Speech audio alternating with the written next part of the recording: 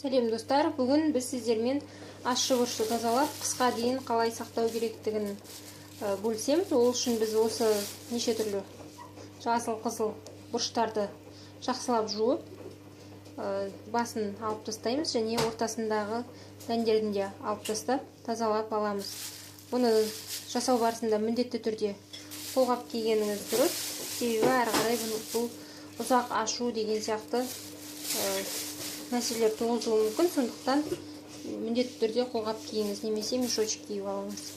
Сонымен кеттік, біз жуамыз, басын кесеміз, ортасын алып тазалап тастаймыз.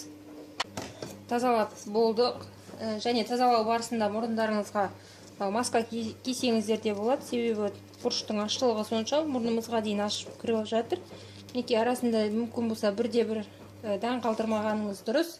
Енді біз бұны ет тартқыштан өткіземіз ақырындап.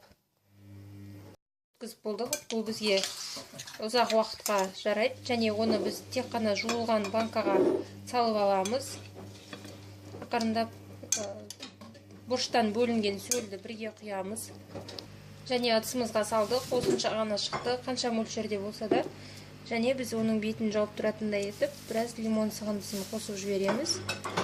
Лимонның дәні түсіп кетті, оны алып тастау керекпіз, себебі ол көнеруге әкелуі мүмкін, және холодильникте тоңазытқышта сақтай беруімізге болады.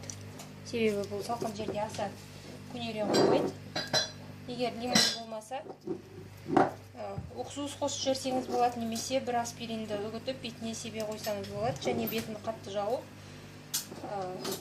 мұздатқышта, тоңазытқышта сақтай береміз.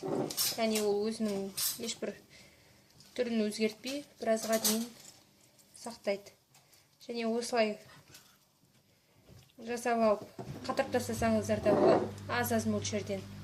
Мінекей достар, астарыңыз дәмді болсын.